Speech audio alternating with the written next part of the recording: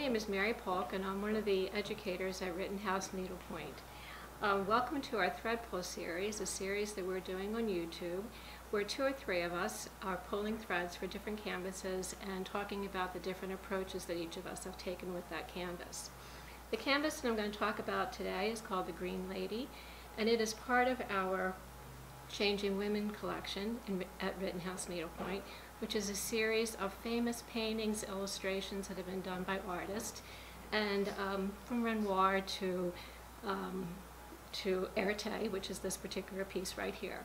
When I pull a thread for one of these canvases in Changing Women, I like to look up a little bit about the artist, so I sort of know what period of time we're looking at. If it's a landscape, I'd like to know about the geography. If it's a dress like this, I'd like to know about the fabrics and designs that were popular at that time of when it was illustrative of. So Erte was actually a Russian who was born into an aristocratic family, and his father was in the military and an officer, and much to his father's chagrin, he ran off to Paris to become a designer and an illustrator. And most of you will know him because he did over 200 covers for Harper's Bazaar and Women's Home Journal and Cosmo in the 1915s and 1930s. So they're designs that you recognize and that you see. So I like to take that into consideration when I'm pulling the threads for the particular piece. So for example, he's known for his very delicate ladies and very sophisticated dresses, Art Deco, you know, that type of a feel. So let's talk about number 1, the canvas itself. As our SKU number 12728. It is titled Green Lady. It is $165 and it is hand painted on 18 mesh canvas. The canvas area itself is 7 by 9, so it's a rather delicate piece. Let's start with the figure. My plan for this piece was to do the figure mostly in beads and pretty threads, and have the background be light and in the back, and really in the background, and not overpower our design. So starting with the dress. We are going to do the dress in 10 stitch as well as beads. And the first thing that I saw, as soon as I saw this thread, I said this is what we have to use. It's called Renaissance Shimmer Light. And it is black, but it has all shimmers of different shades of green, and it's just beautiful. So we're going to use that for the black in the dress, the black in the sleeves, all the way down, and the black for the shoes, because of course our socialite here has shiny shoes on. So we're going to use the Renaissance. For the white and the green, this thread is a little bit thinner than the Renaissance, just ever so slightly. It's called Sparkle Braid, and I think it'll work out fine using the 10 stitch, even though it's slightly thinner. In fact, I think it'll actually give that pleated look. So we're going to use 10 stitch for the green in the sleeve, 10 stitch for down here on both sides, and then this beautiful Sparkle Braid white. So this is, the number on this is Sparkle Braid SK06, and the number on this is Sparkle Braid SK09. And these are going to be our sleeves and our skirt. We're going to come back after we talk about the background, because we are going to add beads here. We will want to do the figure and the background first. So for the figure, let's go up to her face. I chose Soie d'Alger, our silk thread. It is, I think it is 6 or 12 ply, I'm not quite sure. But the reason I chose this, especially for this series, is because I wanted to note that the numbers on this particular type of thread, some will say S and some will say F, and that is because this manufacturer has manufactured a whole line of thread that is shaded for skin. And there are 43 different shades that start from the palest of ivory to beautiful mocha browns, all the way through the peaches and the pinks, and it's just really lovely to use. So I want to use that for her face.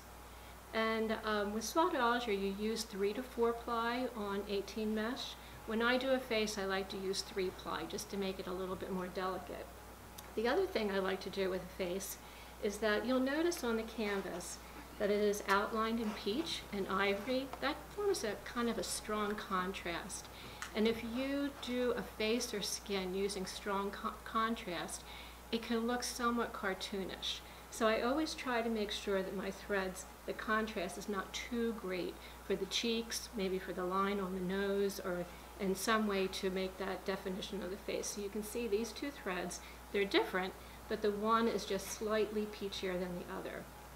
For the lips, I've chosen this coral, which I think is very lovely, a little darker than the cheek color and the nose color. Sometimes when I do lips, I do use 4-ply and not 3, just to make that lip look a little bit plumper. That's for the face and the neck. Now for the background. One of the things that we do when we're choosing threads for a canvas, we may look at the painting and not like something, and how are we going to change that up a little bit. So one of the things that I don't care about with this canvas is that I feel like this green is very bright next to white. So if we used a very bright thread here and a very light thread here, it's going to be really a strong contrast, and I wanted to tone that down a little bit. So I have chosen an overdyed silk. This is Classic Colorworks. It's 100% 12-stranded spun silk. There's 5 yards in each of the skeins. And again, you use 3 to 4 ply of silk on 18 mesh. I am going to use 3 ply because I really want light coverage. And I'm going to take this thread, and on the green sections, I'm going to use an alternating tent stitch. What that will make that look like is a little bit of a cloud behind her. The green will show through, but this celery thread will tone it down enough that it's not quite so vibrant. I'm going to use the same thread though for the white, because again, I don't want that strong contrast. And here's where I'm going to bring back a little bit of the Art Deco look. One of the stitches that I was thinking about using for that is a stylized leaf, like a palm or a ray stitch, a small ray stitch.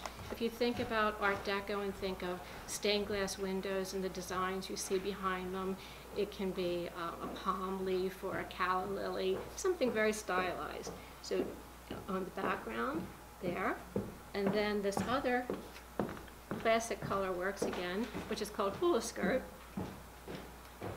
That would be the frame around it, which you'll notice is a little bit lighter than that bright green too. So in general, I really want our figure to stand out, not the frame around it. And for the outside green, I was thinking about a nice cashmere stitch. Again, it's rectangular, it's geometric. I think it kind of supports that Art Deco look. Now back to the beads we're going to do on the skirt. I have 3 beads, three seed beads. A green and kind of a taupey 1915, 1920 brown, and a pretty gold. And we're going to use the beads going down here. And if you think of one of those dresses, you know, that they wore back then where there was fringe hanging down and fringe shaking, so we're really looking for something a little bit shimmery. So we're going to do beading down here, beading for the earrings, little beading on that little bow on the shoe, and the beading at the very bottom, you can see there's all this taupey color. We're going to call that string beading, and you want that to be loose from the canvas so it actually does shake. I think that just about does it for our piece. It's a really lovely piece. I think that's good. Okay, thank you very much for joining us today.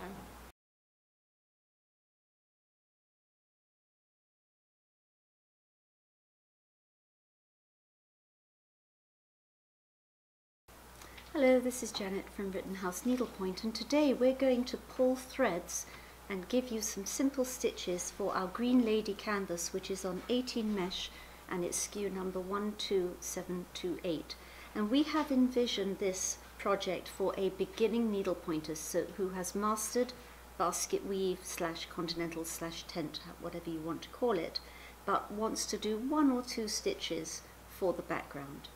So for this lady, I chose Glisten for her dress in shades of black, green, gold, and white.